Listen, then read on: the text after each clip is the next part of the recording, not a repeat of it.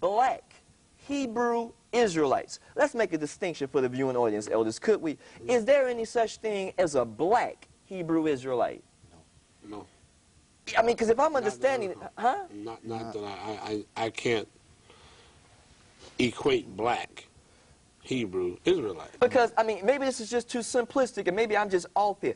If there's a black Hebrew Israelite, There must be a white. there must be a white one. So if we say that we're black Jews, then that means there's got to be a white Jew. Right. Is that right? It doesn't equate. It doesn't equate. It never said Abraham. One came and called Abraham the black Hebrew, did it? No. It said one came and called Abraham the Hebrew. That's what it says, right? That's In Genesis chapter 14, verse 13. Huh? But it says black Hebrew Israelites who are a black supremacist group. Let me make sure that you all in the viewing audience understand what we're about to say to you, and you have a perfect handle on it. Black supremacy has nothing to do with the righteousness of Yah. Yah don't deal with people because they black by the definition of the popular culture or because they're white. That's right. Mendelssohn, That's right. if I'm not mistaken on that name, or Mendel, whoever he was, he has something to do with the classification of Caucasoid, huh? Gregor Mendel. Mendel? Gregor Mendel, who was the who was actually called the father of genetics. Right. Yeah. He was the Anthropology. one who did, studying biology. Right. Chromosomes, traits, characteristics, dominant traits as opposed to recessive traits. And he was a Gentile who, again, who was considered as the father of genetics, who came up with the, not theory, with the absolute information in reference to which traits of human beings were dominant and which traits were recessive. And he came up with the information that tells us that you can get a recessive trait from a dominant trait, but you can never, and this is a fact, that's right, that you can never get a dominant trait from a recessive. Recessive from dominant, but never dominant from recessive. Very interesting.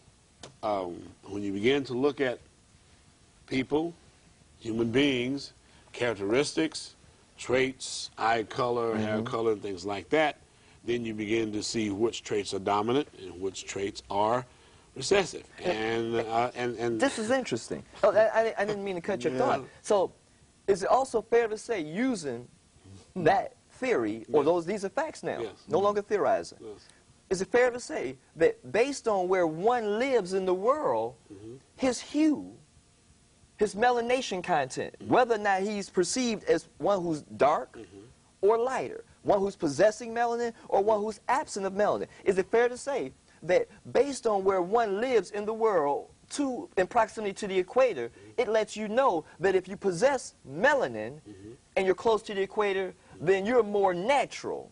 You're native more to that area. But conversely, using your example, if you don't possess melanin and you're in and along the equator, that means that you're alien and foreign to that part of the world. Absolutely. It also means that one who possesses melanin could not, it would be virtually impossible to come from one who does not possess melanin. In other words, where there is presence of color as opposed to lack of color.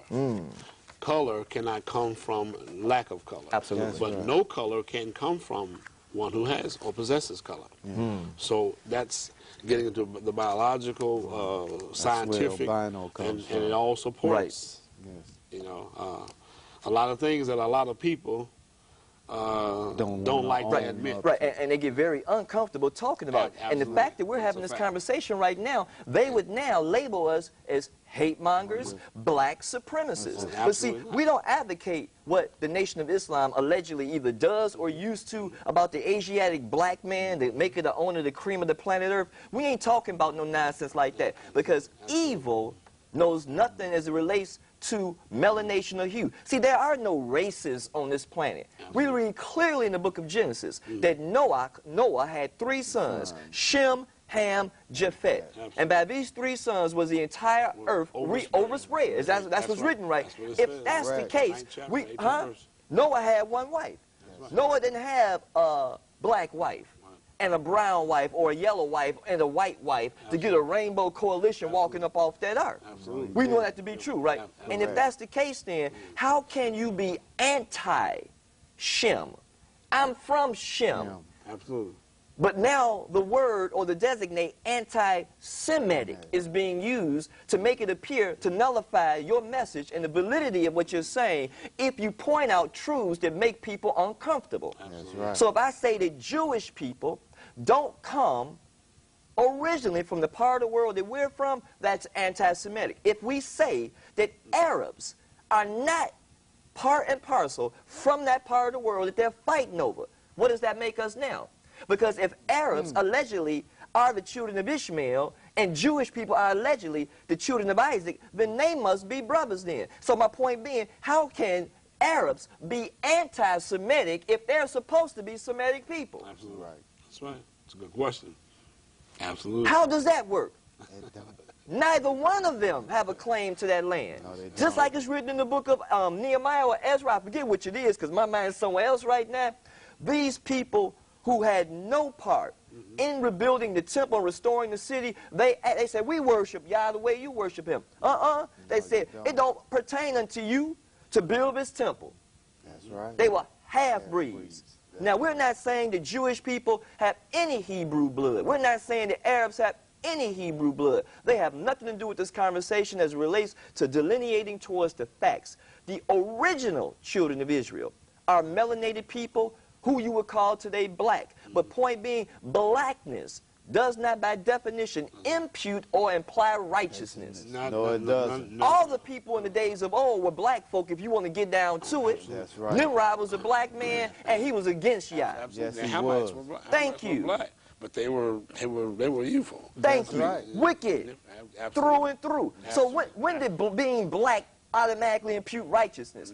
It does for people who have been stripped of identity, have no self-esteem, have no self-respect. They got to now stand on this generic, I'm black, I'm black. Black means what? Black don't mean nothing. There's no black land to go back to. There's no black food except the slave diet. See, the bottom line is that this is what imputes righteousness. That's right. Right here. That's right. That's it. And everyone has one of these. That's right. Yes, they do. So it depends on how you view your life and how you view others. That's right. And where your value systems are. This is what imputes righteously. Absolutely. How you see And how here. you relate Absolutely. to Yah. That's right. That's your righteousness. That's right. Absolutely. And we're going to go over that, too. Particular point. A lot of people say to us that you all are racist. You try to make this a black thing. Anytime you hear a person who's a Hebrew, who happens to be an Israelite, because all Hebrews, quiet as kept, ain't Israelites. That's right. Ishmael, he was a Hebrew, but he wasn't an Israelite. That's right. Edom, he was a Hebrew, but he wasn't an Israelite. Midian, same thing. This is the point. My people are those in whose heart reside Yah's law. That's right. Both Hebrews who are Israelites and the other sons and daughters of Adam. Is that fair? That's That is correct. Yah is exclusive when it comes down to those that belong to him that work righteousness. That's right. Again, Huh? there it is. That again. heart. There it is. Written on the tablets of your heart, made manifest by your physical actions, making known the basis of your faith through your works. That's Understanding that. So now,